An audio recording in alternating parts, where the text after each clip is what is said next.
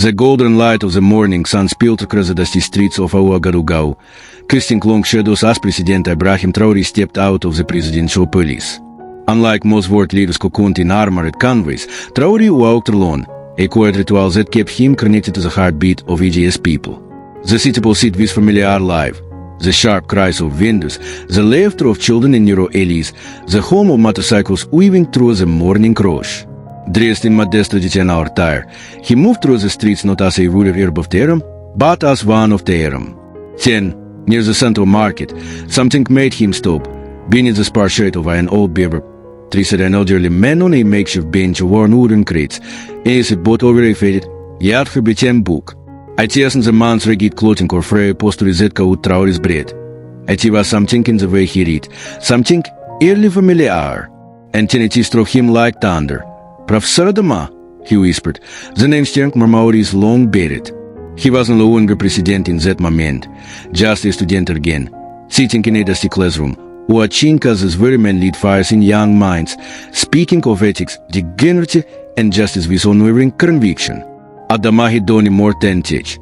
He had sacrificed, stayed after class to help the forgotten, spent his own money on books for the poor, and believed in education as a secret force for chains. And now, here he was, forgotten, reading alone in the streets of a nation he once helped build. A wave of Saura and fury surged through Traoré. How had a society so thoroughly failed a man who had given everything to IT? Stepping closer, with his voice with emotion, he called, Professor Adama. The old man looked up, blinking, confused. It is his adjusting slowly, then opening us recognition down. Ibrahim, he murmured, with his voice trembling with disbelief. Ibrahim Traoré. His body shook as he tried to rise, weakened by hunger and time, but before he could vow, Traoré rose forward, catching him in his arms, not as a president receiving a citizen, but as a grateful student embracing the man who won't believe in him when the warden held him gently, stunned by how afraid his once powerful mentor had become. Emir President. Professor Adama stammered, clearly embarrassed by his condition. I didn't expect. I mean, what are you doing here? Traoré tightened his grip, voice but filled with warmth. Don't call me President. To me, you will always be my teacher. The old man's lips trembled as tears welled in his tired eyes. Things have changed there so much, Ibrahim, he said, shame rising with every word. I'm no longer the man you knew in the classroom.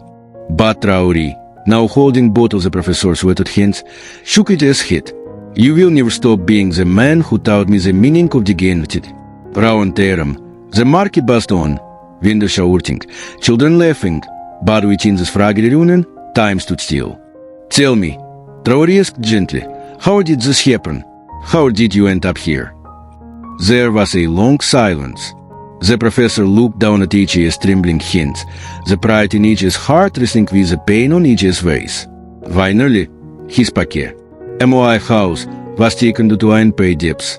After 30 years of service, MOI pension can't even cover the basics. Prices have risen, but our pensions share frozen in time. As if we, too, are released to, Traoré said nothing, but his jaw tightened, for he silently building against the system that had failed this man. I try to keep teaching, the professor continued, voice cracking, offering private lessons to make ends meet. Some familiars paid me a few francs, but MOI healed. He glanced at each chest in arms. MOI body gave out. The long hours, the stress, the hunger, all caught up with me. And no one wants to hire a 70-year-old teacher when younger ones are leaning up for the same job too. Traoré is burned, not just for his mentor, but for every educator, healer, and civil servant suffering quietly in a country they once helped build. But the worst part, Adama whispered, as in the hunger, it was becoming invisible. People walked past me, former students, colleagues, even parents of the children I once taught, and they didn't see me. Or maybe they chose not to.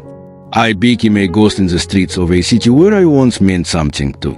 Uchi's voice faltered. I began to question everything. Had I wasted my life? Had all those years of service meant nothing? He paused, tears clinging to the corners of Uchi's eyes. First, I sold my books, ten my furnituri, peace BYBs. I kept my teaching materials as long as I could, hoping someone would need me again. But eventually, even that hope faded. And when a society forgets you so completely, you begin to forget yourself too. That was when Traoré, unable to bear it any longer, finally BR chair streamed silently down President Traoré's cheeks as he listened to the quiet devastation in his mentor's voice. The very man who once taught him the value of dignity, now explaining how he had been stripped of it by the very nation he helped shape. This isn't just Aura, IT was our trades. Professor, Traoré said, which his voice trembling with restrained fury, what you will describe, it's not just your personal tragedy, it's a national disgrace. You are one of thousands, maybe tens of thousands, of forgotten heroes who built this country with your sweat, your mind, your sacrifice. Professor Adama looked up, surprised by the intensity in his former student's voice. Ibrahim, I appreciate your concern, he said swiftly, but you are the president now. You have a whole nation to lead. MOI hardships. Here just one story. But Traoré's response was instant and firm. That's exactly the point. If we care for our teachers, our nurses, our farmers, the very foundation of this country, then what kind of nation are we? What kind of future are we building? Round term. Pes bihi beguntusla. Together, drawn to the surreal sight of their president speaking, not to the press or dignitaries, but to an old man on the street.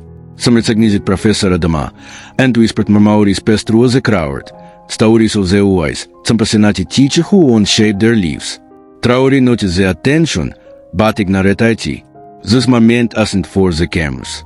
IT was real.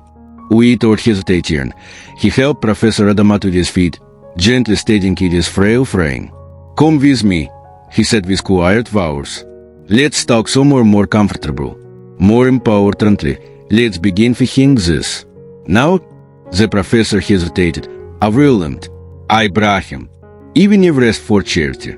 Even now, if we try to keep him with dignity, Traoré stopped, looked him in the eyes.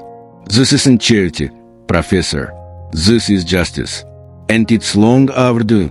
As they walked together towards the presidential vehicle, Traoré's mind raced. This isn't just about helping a teacher demarcate